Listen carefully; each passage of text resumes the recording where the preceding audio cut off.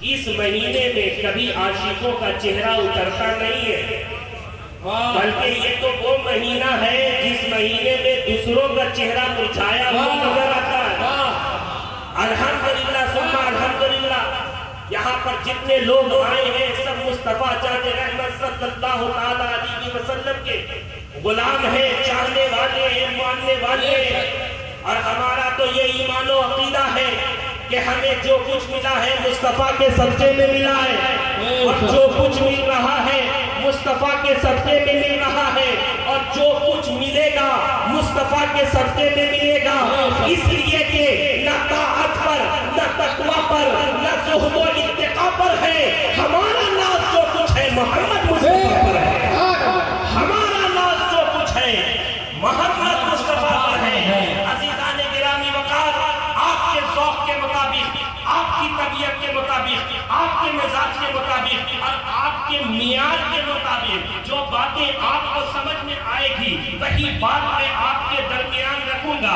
اس سال بظاہر بہت کم لوگ نظر آ رہے ہیں، ابھی آپ نے مجھ سے قبل دیگر شعراء کرام کو سنا، ثنا خان مصطفیٰ کو سنا، اور حالانکہ اشتہار میں بہت سارے نام تھے لیکن کچھ لوگ اس محفل میں بھی حاضر نہیں آئے۔ عزیزان گرامی وقار، ایک بات اور کہتا چاہوں، انتظامیہ کمیٹی سے یہ فقیر شہبازی کہہ کر جانا چاہتا ہے کہ آپ کے درمیان کسی بھی بد عقیدے کو آنے کی ضرورت نہیں ہے، کسی بھی دوسرے مطلب فکر والے ثنا خان مصطفیٰ کو، شاعر کو بلانے کی ضرورت نہیں ہے۔ الحمدللہ ثم الحمدللہ، ہم اہل سنت والجماعت ہیں، ہمارے اوپر شہبازی رنگ چڑھا ہوا ہے، اب کسی رنگ کی ضرورت نہیں ہے، اور الحمدللہ اب ہم پر کوئی اور رنگ چڑھا بھی نہیں سکتا ہے، کیونکہ ہمارے اوپر رنگ چڑھانے والا کوئی اور نہیں بلکہ مصطفیٰ کا پیارا ہے، علی کا شہزادہ ہے، خاتون جنت کا پیارا ہے، حسنین کریمین کا دلارا ہے، جسے دنیا علامہ اشتیاق عالم ضیاء شہبازی کہتی ہے۔ علامہ اشتیاق عالم ضیاء شہبازی ہم سبوں کا تعلق ان چار مصروں میں کرتے ہیں، نہ عشرہ تراز ہے ہم لوگ، نہ کسی کے ایاز ہے ہم لوگ، عاشق بارگاہ مصطفیٰ بھی خادم شہباز ہے ہم لوگ۔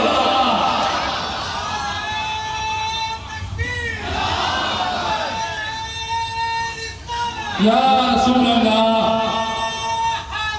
یا علی، زندہ باد، زندہ باد۔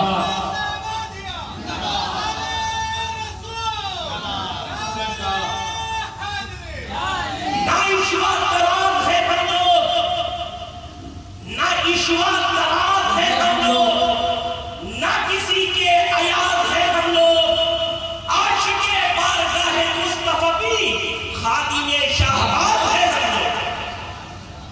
عزیزان گرامی وقار، آج جو ہمارے درمیان ایک دوسرے مکتب فکر کا شاعر ثنا خان آیا ہے، اس سے خانقاہ اور خانواجے کا کوئی تعلق نہیں ہے۔ آج دوسرے شعراء فیس بک پر، سوشل سائٹس پر پوسٹ ڈال کر یہاں کے خلاف مضمون لکھ رہے ہیں، اشتہار کو غلط طریقے سے پیش کر رہے ہیں۔ اس لیے آج ذمہ داری کے ساتھ، کیونکہ آج ہمیں مختلف اسٹیجوں پر جانا پڑتا ہے، دوسرے شہروں میں جانا پڑتا ہے، یہ ہماری ذمہ داری ہے۔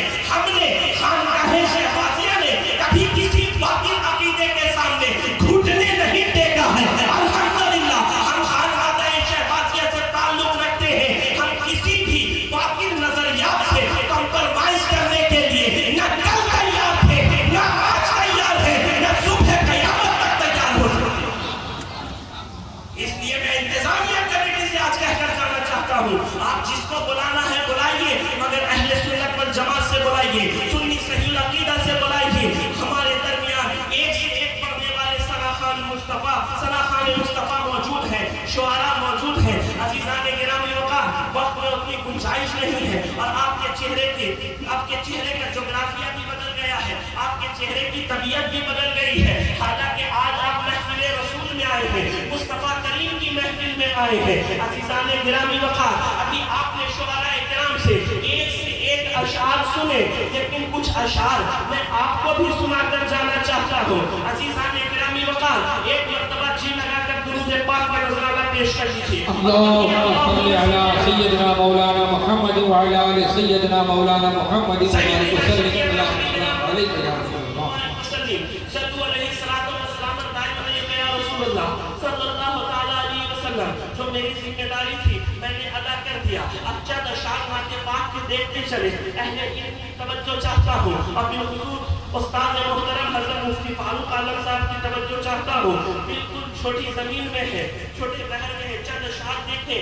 ذات احمد اگر نہیں آتی, ذات احمد اگر نہیں آتی تا قیامت سحر نہیں آتی. ذات احمد اگر نہیں آتی تا قیامت سحر نہیں آتی. دامنے مصطفیٰ میں آ جاؤ, دامنے مصطفیٰ میں آ جاؤ. دھوپ غم کی ادھر نہیں آتی, دھوپ غم کی ادھر نہیں آتی. دامنے مصطفیٰ میں آ جاؤ, دھوپ غم کی ادھر نہیں آتی, ادھر نہیں آتی.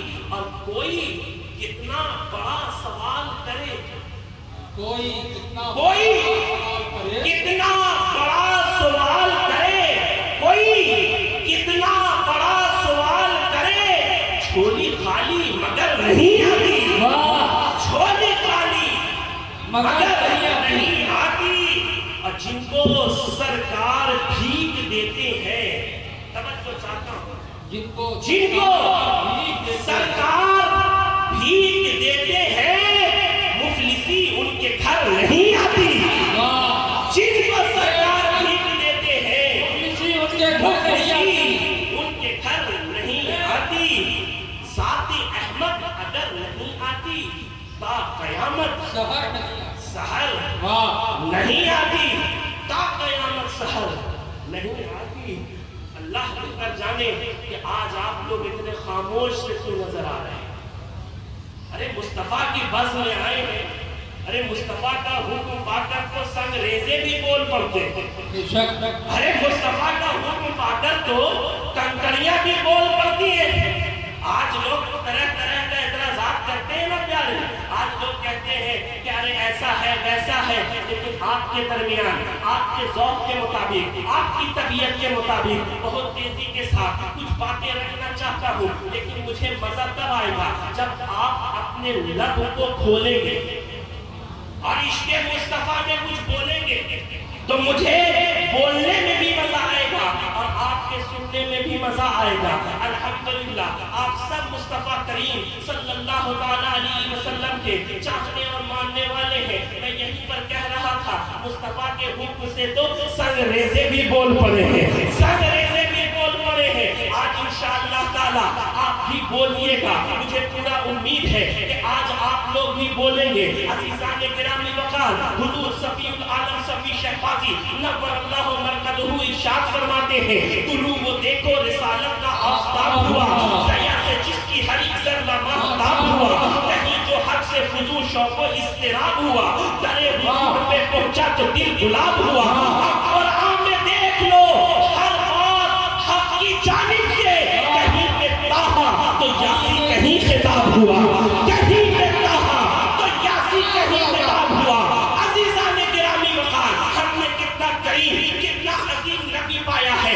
اللہ نے اور انبیاء کرام سے خطاب کیا, باتیں کی تو نام لینے پر یا آدم یا عیسیٰ کہہ کر پکارا. لیکن قربان جاؤ, اللہ نے جب بھی ہمارے اور تمہارے نبی کو پکارا تو ہر بار ایک اچھوٹے انداز سے پکارا, ہر بار ایک نرالے انداز سے پکارا. کبھی یا ایھا نبی کہہ کر پکارا, کبھی یا ایھا رسول کہہ کر پکارا, کبھی یا ایھا المزمل کہہ کر پکارا, کبھی یا ایھا المدثر کہہ کر پکارا, کبھی طٰہٰ کہہ کر پکار رہا ہے, کبھی یاسین کہہ کر پکار رہا ہے, کبھی سراج منیر کہہ کر پکار رہا ہے, کبھی نور کہہ کر پکار رہا ہے. تو اس پکارنے کی ادا سے سمجھ میں آ گیا کہ آدم کا مقام اور ہے, محمد کا مقام اور, شیخ کا مقام اور ہے, محمد کا مقام اور, کسی کا مقام اور ہے, محمد کا مقام اور.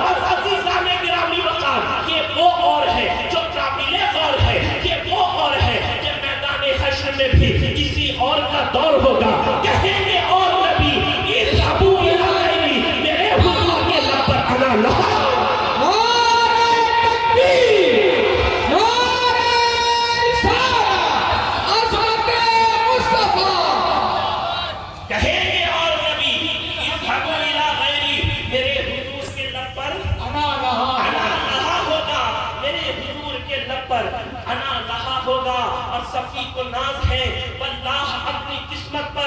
صفی کو ناز ہے واللہ اپنی قسمت پر جو دیدے شاہ رسولہ سے بہریاب ہوا، جو دیدے شاہ رسولہ سے بہریاب ہوا، طلوع کو دیکھو رسالت کا آفتاب۔ عزیزان گرامی مقام، وقت میں بالکل گنجائش نہیں ہے۔ اب میں نے جس آیت کریمہ کی تلاوت کا شرف حاصل کیا ہے نا، جی چاہتا ہے اس کے متعلق بھی بہت تیزی کے ساتھ کچھ باتیں آپ کے درمیان رکھوں۔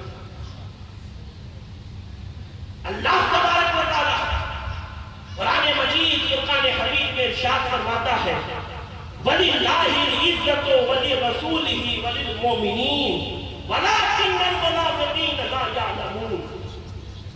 عزیزان گرامی وقار، عزت جس کا معنی غلبہ و دبدبہ ہے، یہ ایک ایسی چیز ہے آپ کے بیان کرتا دلائل و براہین کی قطعاً پرواہ نہ کی، اور اس طرح نمرود بھی اپنے باطل نظریات کے بنا پر کفر کے گڑھے میں جاتا تھا۔ ایک اور مثال دیکھتے چلے، حضرت موسیٰ علیہ السلام اللہ کے وہ جلیل القدر پیغمبر ہے، آپ کی پیدائش فرعون کے زمانے میں اس وقت ہوئی جب کہ فرعون کا یہ حکم جاری ہو گیا تھا کہ جو بھی بچہ بنی اسرائیل میں پیدا ہو اسے قتل کر دیا جائے، اور اس نے ایسا حکم اس لیے جاری کیا تھا کہ کسی کاہن نے اسے یہ بات بتائی تھی کہ بنی اسرائیل میں ایک ایسا بچہ پیدا ہوگا جو تمہارے تخت و تاج اور راج پاٹ کے زوال کا سبب بنے گا، جو تمہاری سامراجیت کو مٹی میں ملا دے گا۔ اس فرعونی حکم کے بعد بنی اسرائیل میں جو بھی لڑکا پیدا ہوتا اسے قتل کر دیا جاتا، اسے ختم کر دیا جاتا۔ حضرت موسیٰ علیہ السلام کی پیدائش کے بعد آپ کی والدہ پریشان ہو گئی، بے قرار ہو گئی، بے چین ہو گئی کہ اب میں کیا کروں، میرا یہ چاند جیسا بیٹا فرعونی فرمان کی وجہ سے قتل کر دیا جائے گا۔ انہی حالات میں اللہ سبحانہ و تعالیٰ نے حضرت موسیٰ کی والدہ کے دل میں یہ بات ڈال دی کہ پریشان نہ ہو، بے چین نہ ہو، بے قرار نہ ہو، گھبراؤ نہیں، بلکہ تم موسیٰ کو ایک صندوق میں بند کر کے دریا میں ڈال دو، اور تم مطمئن رہو ہم اس کی حفاظت کریں گے۔ چنانچہ القائے خداوندی کے تحت حضرت موسیٰ کی والدہ نے حضرت موسیٰ کو ایک صندوق میں بند کر کے دریائے نیل میں ڈالا، اور وہ صندوق دریائے نیل کی سطح آب پر تیرنے لگا، اور وہ صندوق تیرتا ہوا ایک کنارے سے جا لگا، جس کنارے پر جا کر صندوق لگا اسی کنارے پر فرعون اور اس کی بیوی حضرت آسیہ تفریح کے لیے آئے ہوئے۔ جیسے ہی فرعون نے اس صندوق کو دیکھا، اپنے نوکروں کو اس صندوق کو نکالنے کا حکم دیا۔ توجہ چاہتا ہوں، نوکروں نے جب اس صندوق کو نکالا اور کھولا تو اس میں ایک حسین و جمیل خوبرو بچہ ملا۔ فرعون نے اس بچے کو دیکھتے ہی اسے قتل کرنے کا ارادہ کیا، مگر اس کی بیوی حضرت آسیہ نے اسے اس کام سے یہ کہتے ہوئے روک دیا کہ آپ کو جس بچے کے بارے میں کاہنوں نے بتایا ہے اس کا تعلق تو بنی اسرائیل سے ہو، اور یہ صندوق نہ جانے کہاں سے بہ کر آ رہا ہے، نہ جانے یہ بچہ کہاں سے بہ کر آ رہا ہے، یہ تو حسین و جمیل بچہ ہے، یہ تو خوبصورت بچہ ہے، یہ تو چاند سے بھی زیادہ حسین بچہ ہے، کیوں نہ اس بچے کو ہم اپنا بچہ بنا لیں، کیونکہ ہماری گود اب تک خالی ہے۔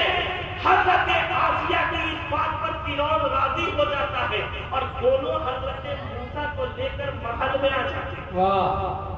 کہاں آ جاتے ہیں؟ محل میں آ جاتے ہیں۔ تو آپ دیکھیں کہ اللہ تبارک و تعالیٰ نے حضرت موسیٰ کو اپنے دشمن کے محل میں رکھ کر انہیں نبوت و رسالت سے سرفراز کیا، اپنے دین کا عظیم پیغمبر اور ریفارمر بنی اسرائیل کی طرف مبعوث فرمایا، اور فرعون کی طرف جانے کا خصوصی حکم اللہ سبحانہ و تعالیٰ نے اس طرح دیا، اذهب الى فرعون انه طغى، یعنی اے موسیٰ فرعون کے پاس جا کر اسے میرا حکم سناؤ، بے شک وہ سرکشی کر رہا ہے، بل بالکل مختصر کر رہا ہوں. جب حضرت موسیٰ فرعون کے پاس جا کر اسے توحید و رسالت کی دعوت دیتے ہیں تو فرعون طلب عزت و جاہ کی چاہ میں دعوت کو رد کر دیتا ہے. دعوت کو رد کر دیتا ہے. تو ان تاریخی اور قرآنی واقعات سے آپ نے بخوبی اندازہ لگا لیا ہوگا کہ طلب عزت کے لیے کبھی ابلیس حضرت آدم کے سامنے آتا ہے, کبھی طلب عزت کے لیے شداد حضرت ہود کے روبرو آتا ہے, تو کبھی طلب عزت کے لیے فرعون حضرت موسیٰ کے بالمقابل آتا ہے, تو کبھی طلب عزت کے لیے نمرود حضرت ابراہیم کا سامنا کرتا ہوا نظر آتا ہے. یہ سلسلہ چلتا رہا اور ہر زمانے ہر صدی میں انبیاء و مرسلین کے بالمقابل انہی کی قوم کا گروہ طلب عزت پانے کے لیے سامنے آتا رہا, یہاں تک کہ حضرت عیسیٰ علیہ السلام کے بعد جب حضور نبی کریم رؤوف الرحیم طٰہٰ اور یاسین جان عالمین رحمت عالم نور مجسم جناب محمد رسول اللہ صلی اللہ علیہ وسلم کی جلوہ گری ہوئی اور آپ نے معبودان باطل کو چھوڑ کر ایک خدائے وحدہ لا شریک کی طرف لوگوں کو بلایا, تو لوگ آپ کے دشمن ہو گئے اور اپنی عزت کو برقرار رکھنے کے لیے, اپنا دبدبہ قائم رکھنے کے لیے, اپنی سامراجیت چلاتے رہنے کے لیے آپ کے سامنے سینہ سپر ہو گئے. آپ کے سامنے سینہ سپر ہو گئے. اس مقصد کے لیے مختلف قبائل متحد ہو گئے. کبھی آپ پر ظلم و ستم کیا, کبھی آپ کا سوشل بائیکاٹ کیا, کبھی آپ کے چاہنے والے کو تختہ دار پر چڑھا دیا, تو کبھی آپ کے ماننے والے کو پریشان کیا, تو کوئی آپ کے عقیدت مندوں کو پابند سلاسل کر دیتا, تو کوئی آپ کے چاہنے والے کو گرد ریت کر لٹا کر اسے تکلیف دیتا, تو کوئی آپ کے ماننے والوں کو چٹائی میں لپیٹ کر ناک میں دھوا دیتا, تو کوئی آپ کے ماننے والے کو نیزے سے وار کرتا, تو کوئی انہیں تماچا رسید کرتا. معاملہ یہاں تک بڑھا کہ اہل ایمان کو ایمان کی حفاظت کے لیے, ایمان کی بقا کے لیے, خود کا رب کی عبادت کرنے کے لیے, شرعی احکام پر عمل کرنے کے لیے اپنے گھر بار مال و اسباب یہاں تک کہ زمین و جائیداد سے دستبردار ہو کر مدینے کی جانب ہجرت کرنا پڑا. اس مقام پر تھوڑی سی بھی سوجھ بوجھ اور عقل رکھنے والا انسان اس بات کو محسوس کر سکتا ہے کہ کفار مکہ کے یہ سارے مظالم اور ایذا رسانیاں صرف اس لیے تھی کہ ان کی شان و شوکت سلامت رہے, ان کی سامراجیت چلتی رہے, ان کا دبدبہ قائم رہے, ان کا حلقہ قائم رہے. عزیزان گرامی وقار, تاریخ شاہد ہے, اتہاس گواہ ہے کہ کفار مکہ ظلم و ستم کرنے کے باوجود عزت نہیں پا سکے, قتل و غارت گری کے باوجود عزت نہیں پا سکے لوگوں کو. اور اتنا ہی نہیں بلکہ خداوند قدوس نے اپنے حبیب مصطفیٰ جان رحمت صلی اللہ علیہ وسلم کی اطاعت و فرما برداری کرنے کو اپنی فرما برداری قرار دیتے ہوئے یوں ارشاد فرمایا, میں مطیع الرسول فقط اطاع اللہ, یعنی جس نے رسول کی اطاعت کی اس نے اللہ کی اطاعت. سبحان اللہ. اس آیت کریمہ کے انداز بیان کو اہل علم و عرفان ہی محسوس کر سکتے ہیں کہ اللہ تبارک و تعالی نے اپنی اطاعت اور رسول کی اطاعت کو مقدم کیا. یہ کہا جس نے رسول کا کہا مان لیا اس نے میرا کہا مان لیا. کیا سمجھ میں آیا کہ جو نقشے قدم رسول پر چلنے والا ہے وہ راہ خدا پر چلنے والا ہے, جو مصطفیٰ کا وفادار ہے وہ رحمت حق کا حقدار ہے, جو مصطفیٰ کا اطاعت گزار ہے وہ رب کا وفادار ہے, جو مصطفیٰ کا جانثار ہے وہ رب کا پرستار ہے. کیا سمجھ میں آیا کہ جو مصطفیٰ کا ہے وہ خدا کا ہے, اور جو مصطفیٰ کا نہیں وہ خدا کا نہیں. نعرہ تکبیر, نعرہ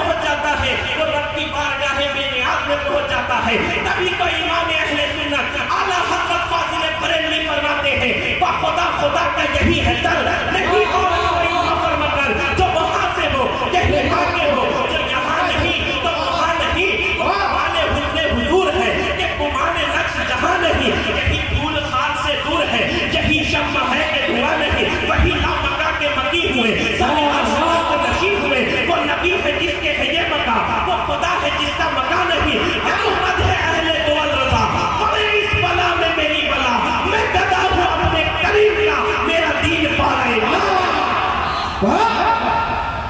سبحان اللہ، میں گدا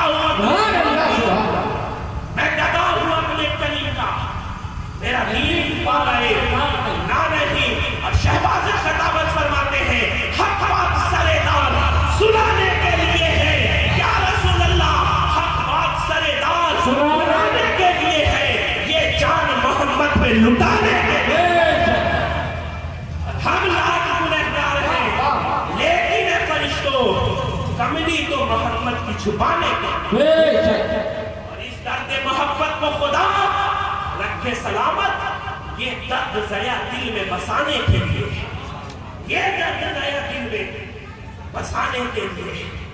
عزیزان گرامی وقار، میں ابھی آپ کو کچھ دیر پہلے یہ بات بتا رہا تھا کہ اللہ کی عزت پر لوگوں کو کوئی کلام نہیں، سارے لوگ ہی اس کی عزت و عظمت کا اقرار کرتے ہیں۔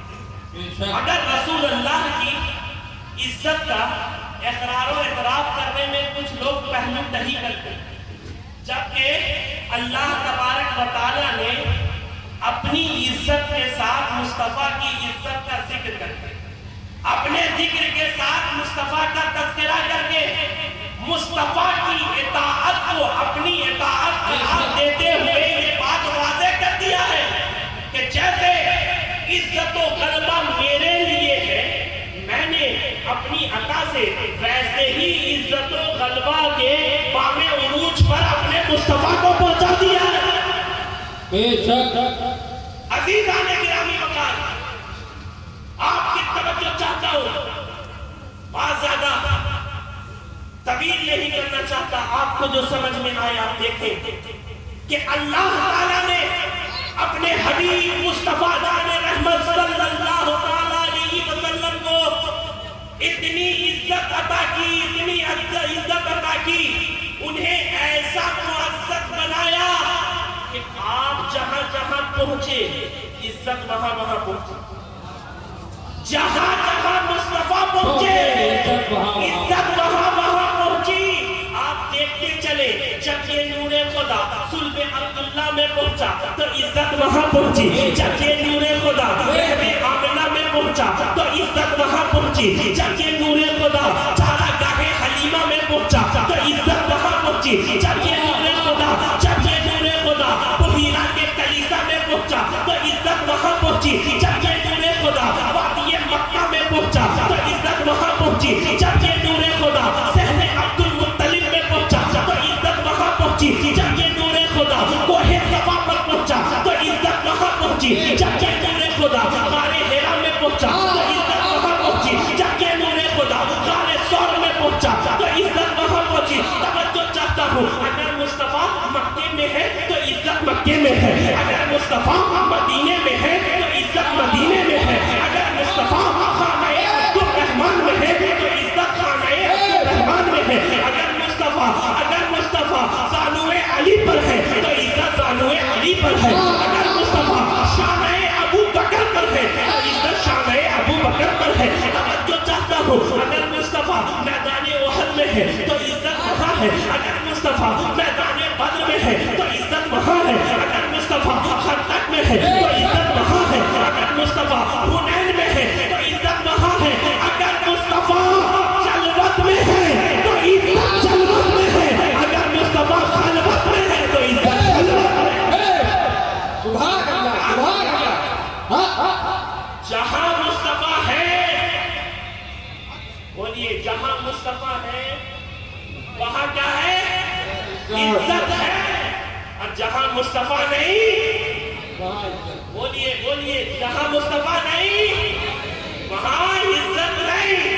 تبھی تو ہم دیکھتے ہیں اور بات آسان کر دیتے ہیں کہ جس دل میں عشق مصطفیٰ ہے، جو دل عشق مصطفیٰ کا مسکن ہے، وہ دل صاحب عزت ہے۔ جس زبان پر جو زبان ذکر مصطفیٰ سے تر ہے،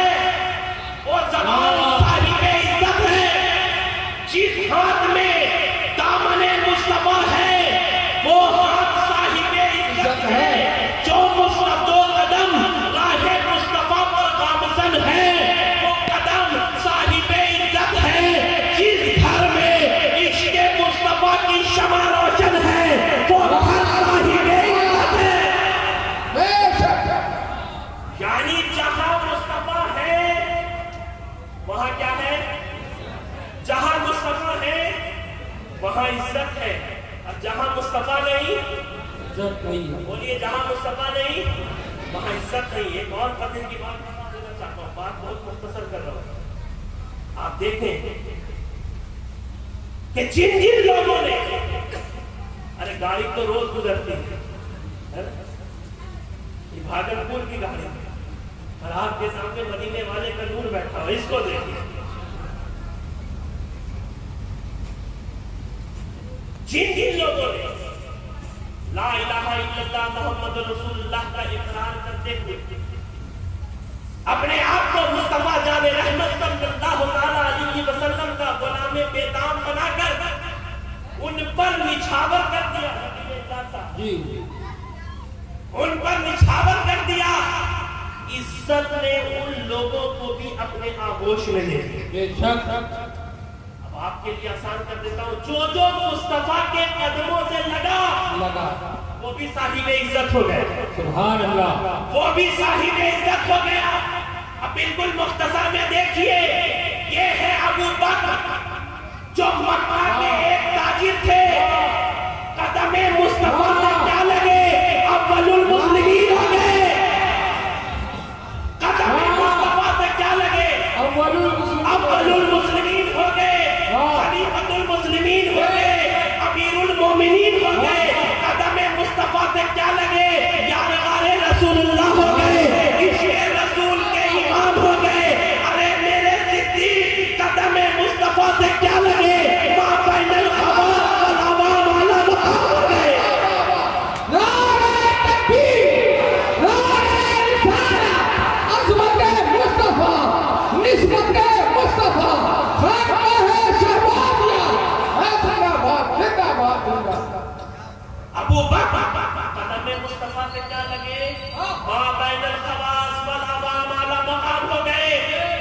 یہ ہے عمر ابن خطاب، دیکھتے جائیں، مکہ کے ایک رہائشی ہے، مکہ کے رہنے والے، مگر جب دامن مصطفیٰ میں آ گئے تو فاروق اعظم ہو گئے، سبحان اللہ، امیر المومنین ہو گئے۔ سبحان اللہ۔ قدم مصطفیٰ سے لگنے کے بعد حضرت عمر کی شان یہ ہو گئی کہ خود مصطفیٰ کریم فرماتے ہیں کہ میرے اس عمر کو دیکھ کر شیطان بھی اپنا راستہ بدل لیتا ہے۔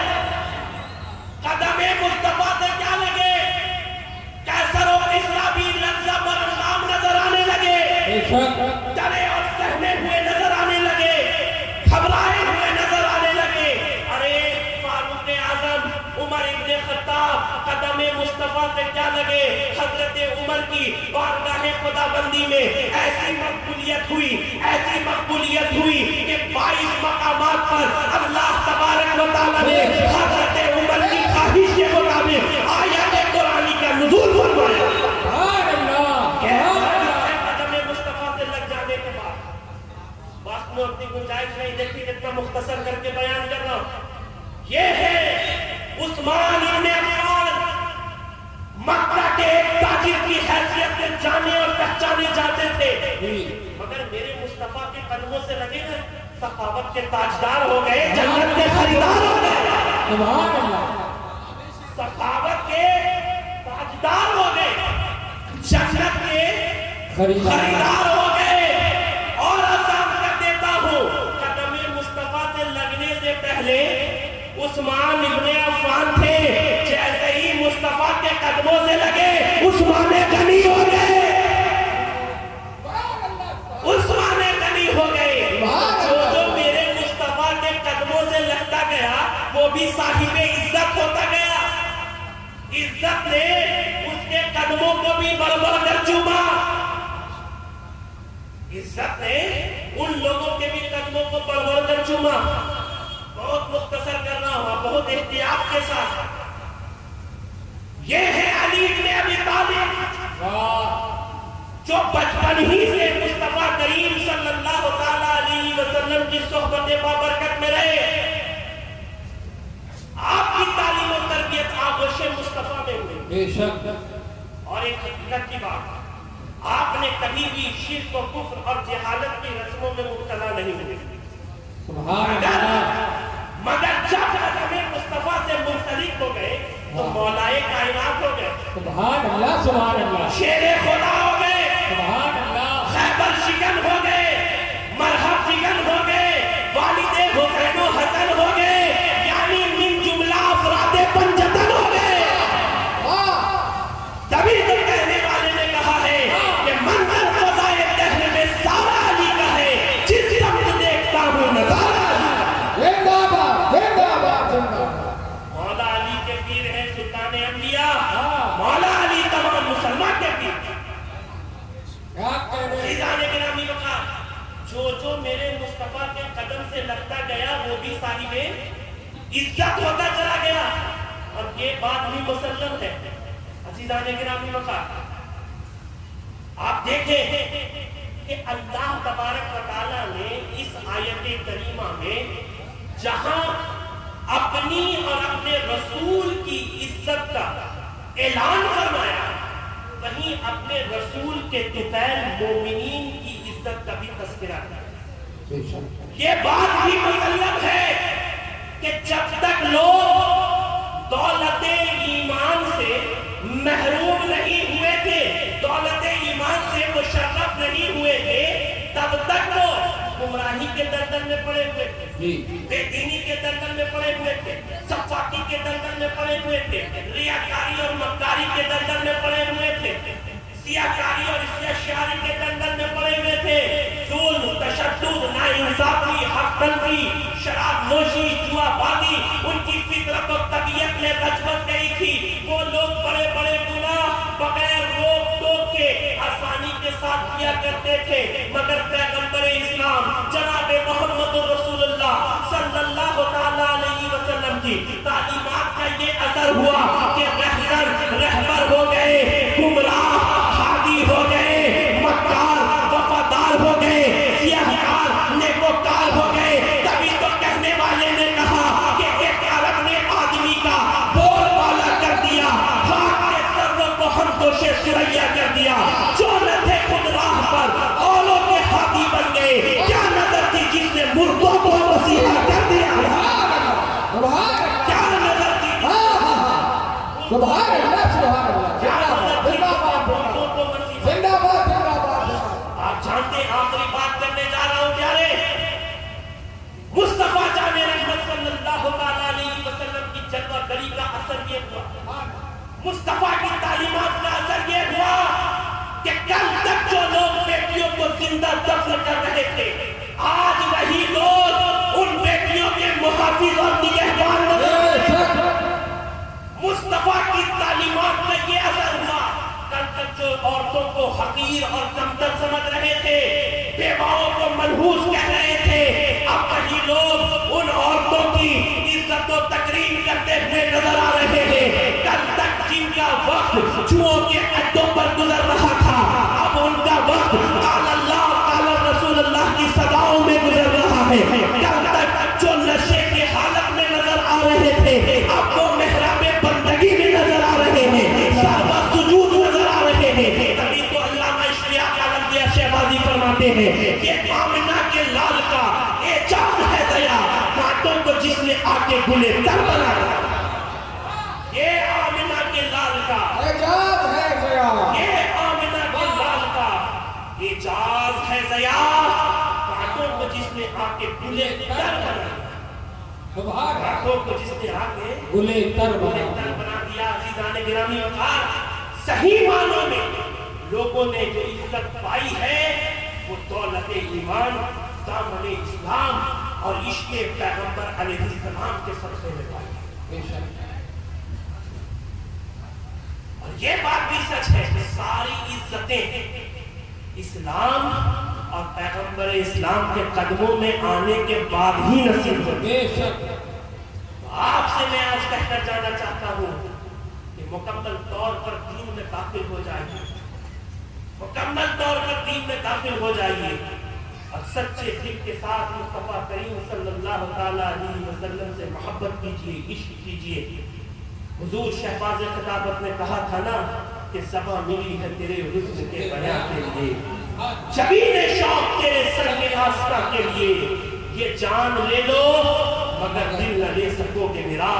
کسے اسے تو رکھا ہے سرکار دو جہاں کے لیے، اسے تو رکھا ہے سرکار دو جہاں کے لیے، وَلِلَّهِ الْعِزَّةُ وَلِرَسُولِهِ وَلِلْمُؤْمِنِينَ وَلَكِنَّ الْمُنَافِقِينَ لَا يَعْلَمُونَ۔ عزیزان گرامی بہار، کچھ روز قبل میں نے اسی 12 ربیع الاول کے موقع پر چند اشعار کہے تھے، اس کو تحت میں ملاحظہ فرما لیں اور پھر اس کے بعد آپ شعراء کرام کو سماعت فرمائیں گے کہ جس جس پہ کرم آپ کا اقبال ہوا ہے، جس جس پہ کرم آپ کا اقبال ہوا ہے، کونین میں وہ صاحب کردار ہوا ہے، اور جو ان کی محبت میں گرفتار ہوا ہے، جنت میں وہی جانے کا حقدار ہوا ہے، جنت میں وہی جانے کا حقدار ہوا ہے۔ اور اس آنکھ کو بھائے کی نہیں خلد کی رونق، اس آنکھ کو بھائے کی نہیں خلد کی رونق، اس آنکھ کو بھائے کی نہیں خلد کی رونق، خلد کی رونق، جس آنکھ کو محبوب کا دیدار ہوا ہے، جس آنکھ کو محبوب کا دیدار ہوا ہے، جس آنکھ کو محبوب کا دیدار ہوا ہے۔ اور ایک عقیدت کرا شیر ملاحظہ اگر یہ شیر مقرر محروم رہے گا وہ، اچھا اس سے قبل ایک شیر پہلے یہ دیکھ لیں کہ اس آنکھ کو بھائے گی نہیں خلد کی رونق، جس آنکھ کو محبوب کا دیدار ہوا ہے، اور محروم رہے گا وہ شفاعت سے یقیناً۔ کون دیکھتے ہیں مجھے ثانی میں محروم رہے گا وہ شفاعت سے یقیناً، سرکار کے بیٹوں کا جو غدار ہوا ہے، سرکار کے بیٹوں کا جو غدار ہوا ہے، محروم رہے گا وہ شفاعت سے یقیناً، سرکار کے بیٹوں کا جو، اور یہاں پڑھ رہے ہیں جو شہباز کے بیٹوں کا جو غدار ہوا۔ اور احرار کی میت اسی خاطر تو سجی ہے، احرار کی میت تو، احرار کی میت اسی خاطر تو سجی ہے، بیزار مبارک کا طلبگار ہوا ہے، بیزار مبارک کا طلبگار ہوا ہے۔ اور نزا کے وقت پس اتنا کرم کیا جائے، رسول پاک کا چہرہ دکھا دیا جائے،